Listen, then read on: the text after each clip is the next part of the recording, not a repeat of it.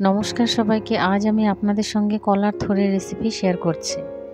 এই থোড়ের রেসিপিটা আমি গোবিন্দভোগ চাল দিয়ে বানিয়েছি এবং খেতেও খুব ভালো হয়েছে। তাই চলুন আমি আপনাদের সঙ্গে এই রেসিপিটা শেয়ার করে নিই। দেখুন, প্রথমে আমি থোড়টার উপরটা কেটে ফেলে দিয়েছি। তো এবার ভিতরে যেটা আছে ওটা দেব। তো ওটা আমি কিভাবে কাটবো দেখুন। তো এইভাবে করে কেটে আঙুলে পেঁচিয়ে পেঁচিয়ে এর যে জালির মতো থাকে সেটাকে আমি এভাবে পেঁচিয়ে নেব। এভাবে করে আমি পুরোটা থোড় কেটে নেব। তাহলে থোড়টা কাটার সময় কোনো রকম অসুবিধা হবে না। আর না হলে কাটতে গেলে এটা সুতোর মতন হাতে লেগে, দেখুন কতগুলো বার হয়েছে, দেখেছেন? তো এবারে আমি এর মধ্যে জল দিয়ে হলুদ এবং লবণ দিয়ে এটাকে একটু মাখিয়ে রাখবো।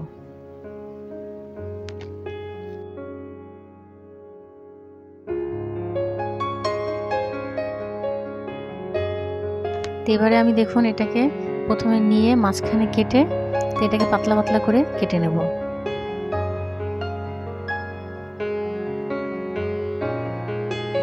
দেখুন এইভাবে আমি পাতলা পাতলা করে এটাকে পুরোটাকে কেটে নেব।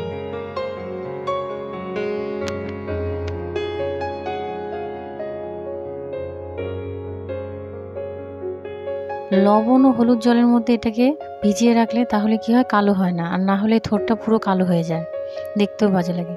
দেখুন একটুও কালো হয়নি। তা আমার সবগুলো কাটা হয়ে গেছে, এই দেখুন। তো এখানে আমি কড়াই বসিয়ে দিয়েছি। তো এর মধ্যে তেল দিয়ে দিলাম। তেলটা গরম হলে এর মধ্যে আমি 2টো শুকনো লঙ্কা দিয়ে দেবো।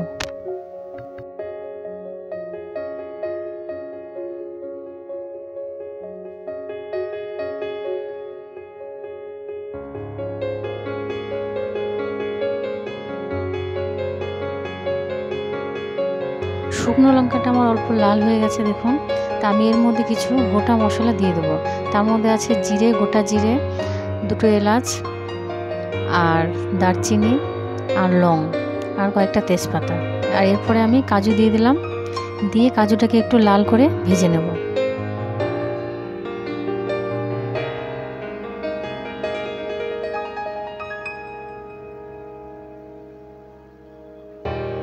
কাজুটা লাল করে ভাজা হয়ে গেছে, দেখুন। এবার গোবিন্দভোগ চাল আমি অল্প ধুয়ে ভিজিয়ে রেখেছিলাম।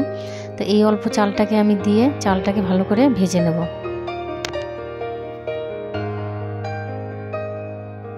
চালটা আমার ভাজা হয়ে গেছে। তা আমি এর মধ্যে অল্প আদা বাটা দিয়ে দিলাম।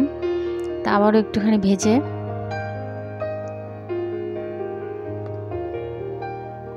তো এর মধ্যে আমি এখন জিরের গুঁড়ো দিয়ে দিলাম।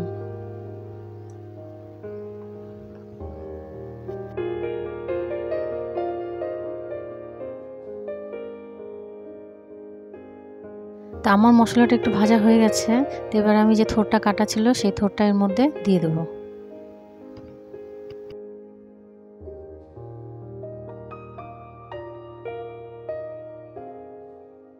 তো এখন আমি এর মধ্যে হলুদ আর লঙ্কার গুঁড়ো দিয়ে দেবো।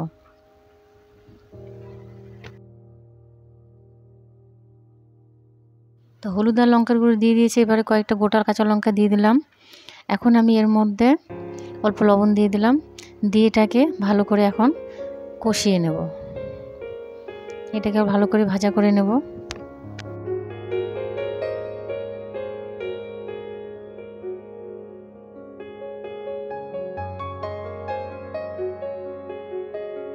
তো এটা ভাজা হয়ে গেছে। এর মধ্যে আমি অল্প জল দিয়ে এটাকে ঢেকে দেব।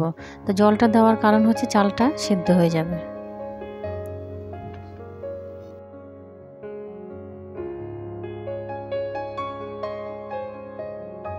তো দেখুন আমার থোড়টা এবং চালটা দুটোই সিদ্ধ হয়ে গেছে। তা আমি এর মধ্যে অল্প চিনি দিয়ে দেবো।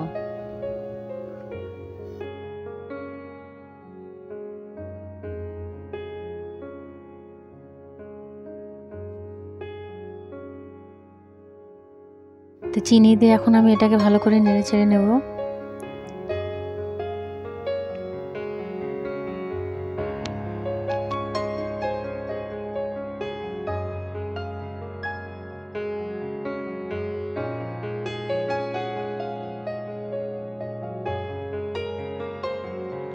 তো এর মধ্যে আমি এখন অল্প ঘি দিয়ে দেবো।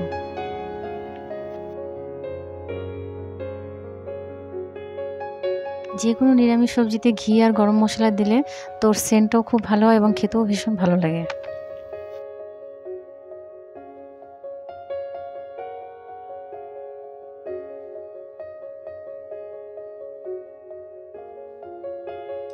এইভাবে করে ভালো করে সবজিটাকে কষাতে থাকবেন, তো এতে জলটা যেটা শুকিয়ে যাবে একদম পুরোপুরি। তো এখন আমি এর মধ্যে গরম মশলা দিয়ে দিলাম। আমার রেসিপি যদি আপনাদের ভালো লেগে থাকে তবে অবশ্যই লাইক করুন, কমেন্টস করুন এবং শেয়ার করুন এবং আমার চ্যানেলটাকে সাবস্ক্রাইব করে দিন।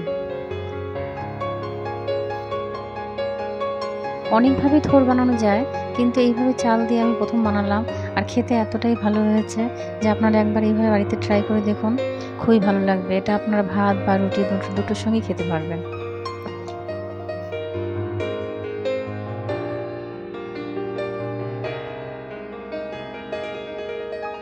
রেডি আমার গোবিন্দভোগ চাল দিয়ে থোরের রেসিপি। কেমন লাগলো আমার এই রেসিপিটা অবশ্যই জানাবেন এবং আমার চ্যানেলটাকে সাবস্ক্রাইব করে দেবেন। আবারও দেখা হচ্ছে আপনাদের সঙ্গে আমার নেক্সট রেসিপিতে। নমস্কার।